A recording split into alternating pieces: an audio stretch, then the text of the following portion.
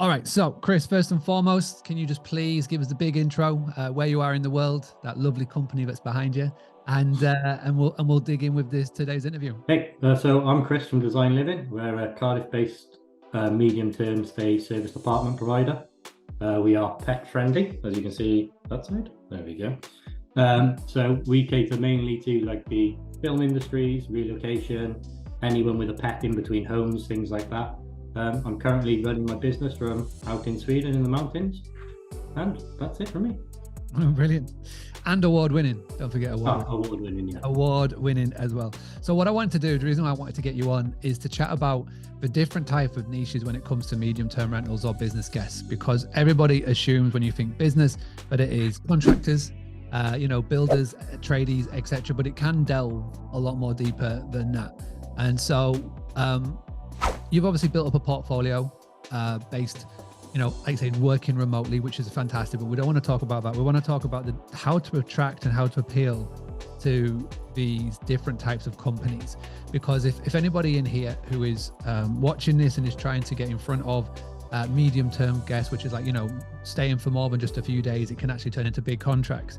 You need to have a different way of thinking when it comes to this. You can't just, sit and wait for the booking to come in on Airbnb or booking.com. You do have to be proactive. So what I wanted to dig into is the proactive ways that you're going about and finding these companies. So first and foremost, let's just dial back. Can you just list off, in your experience with who you've worked with, the different types of categories and niches when it comes to the medium-term guest and what companies they are related to? So there's obviously the contractor market, but along with that, you've got relocation. So you've got families coming from abroad on contracts to like universities, stuff like that. You have the healthcare professionals. You have the film industry. There's also like law firms sending people to different cities for trials and things like that. They last up to 2-3 months sometimes. So they're good to reach out to. And we also do little bits with estate agents and referrals there. So this is good. So we've got relocation, healthcare, film companies, law firms, estate agents, universities. So the first sort of stage of this would be when you were going ahead and building this list, how did you go about it?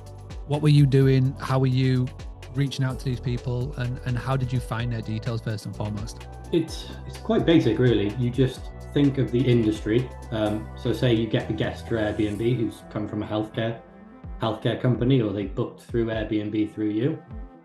What we tend to do is we tend to just find that company's details straight away. We search them online, then you get the top 20 competitors in the space, and then we just reach out to them by phone, via email, try and build a relationship and go from there. When you're speaking to them and when you're reaching out to them, what is the general gist of the conversation? Are you going in and trying to sell them straight away, or are you taking a different approach? How are you reaching out to these companies originally cold? I'm not a very good direct salesperson, so I just play to my strengths. I just get on the phone, I'll have a chat with them, see what contracts they've got going on, not directly sell, but make sure they do know who we are and that we're available. And then I get one of the team now to reach out afterward to then go a bit more direct, as they're a bit better at that than I am.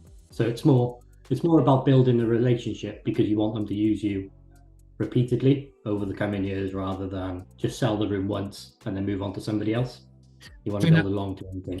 I think that's a big one. So obviously you're not comfortable at selling direct sales, like you said, but what you did is you reached out and you hired somebody that could do that on your behalf. Like, you like having conversations with people and building a relationship with people. That's great. But then following up from that, you have somebody that's calling and actually doing the selling. Now, the next question is, you have that initial contract, you have that initial consultation, that initial chat, you leave your details, you show them the portfolio, you tell them who your niche is, etc., which is great. What is the general lead time from you hanging up the phone to the next person getting in touch? And then the second part to that question is, how many touch points and how many times are you or they reaching out to them over the course of, say, 6 months to a year?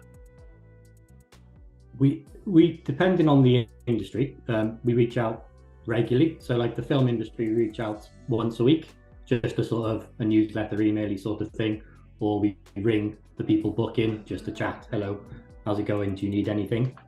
But I would say over a 6 month period, the average is probably once every 2 weeks. That can be like a generic email you send to all of the industries of what you've got available, something a bit more personalized.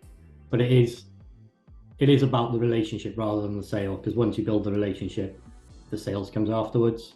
Yeah. We have quite a few companies that just ring us directly when they're staying in Cardiff now, so they don't bother going anywhere else, and that's where you want to be.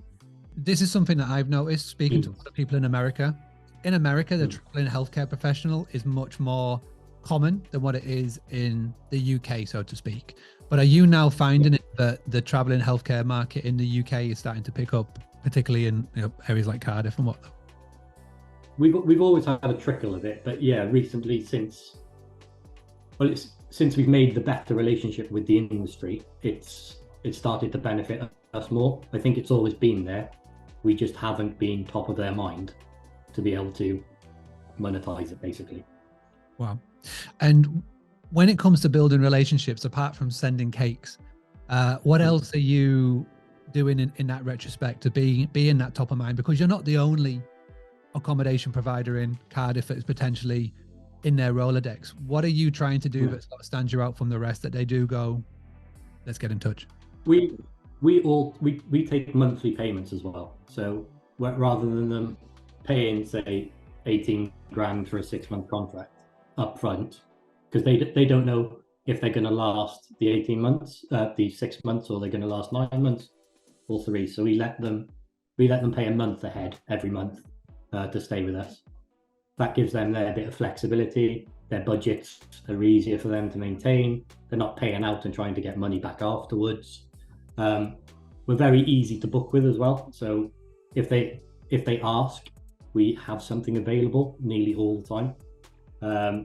We try to schedule our calendars to look for the long stays. So we don't allow a two night booking, say, a month in advance. We just don't allow it. Relocation, healthcare, film companies, law firms, estate agents. How are you collecting this list on Google? Are you doing it yourself, or are you outsourcing and a member of your team is creating this sort of database for you? It depends. In the past, I've outsourced out of the company, usually to the Philippines or Bangladesh or somewhere like that. And they've just gone and scraped contacts, email addresses, and then we've cold reached out from there. Yeah. I tend to reach out through LinkedIn because it's my face. So if we're doing any LinkedIn outreach, I tend to do it at the moment. But other than that, yeah, it's mainly outsourced. We build the lists, we email, and yeah, go from there. And what are the tools that you've got in place to implement this? Have you got a CRM? Yeah, we use Zendesk, so all of our calls, Facebook, WhatsApp, all sorts, emails, everything comes into one place. And Zendesk is Zendesk. Go check that out. And what are the other tech stack that you have behind the scenes? What's powering the business? We use ClickUp, and Avantio, the PMS. So we link the two together. ClickUp's more of our operational day-to-days, and Avantio is our booking engine and OTA dispersion CRM. Brilliant. Anything else that's behind the scenes, or have we got those main three? I try and limit my tech stack, otherwise I go down rabbit holes and never come out. So those are the main ones we use: Avantio, ClickUp, and Zendesk. They're the three. Appreciate your time. Now, there's going to be a lot of people watching this who are maybe at property 3, property 5, who want to scale and grow, but want to do it in a way where they're not totally stuck in the business, and they want to do it in a way that will mean that they're not always trying to find the time to do so. We're not going to be too busy. You obviously achieve this. You do it remotely, and it's been amazing to see from behind the scenes. And what's more exciting now is you have got your own mentorship program starting up. Can you just give us a little breakdown of what that is going to be? And if anybody wants to find out more, where's the best place to get in touch to ask you about it? Okay, so it's going to be one-to-one mentorship with me. There'll be one call, and 1 hour call a week, where I'll deep dive into any of the problems you may be having, any of the bottlenecks, help you get clarity on where you want to go. With that, you'll also get access to all of my systems, all of the templates we use, ideas on where to reach out, all of our contacts. If you're needing a VA, we can find a VA for you and stuff like that. And this will be spread out over 6 to 8 months originally, paying monthly, because if you don't like it, I'll give you your money back, no problems there. And we'll work through it, building you and your business to get you where you want to go over the 6 to 8 month period. Best place to reach out for me is there, chris@dyzyn.co.uk. Drop me an email just saying mentorship and I'll give you a call. And Dyzyn, for those who are listening and not watching the video, it's DYZYN. DYZYN.co.uk. Make sure you go check it out. And obviously there's LinkedIn as well. How do I find you on LinkedIn? Chris Ballard, Dyzyn. There's not many Chris Ballard designs out there, so you'll be able to find them easy enough. Epic. Appreciate that. Appreciate this. And yeah, congratulations and looking forward to checking in later on. Thank you. Thanks, sir. Cheers. Having a blast, gonna get it on the Bruce Lee podcast. Bruce Lee like Bruce Lee, cause it's so hard and the T is loose leaf. Making up those rhymes, don't write it, just do it loosely.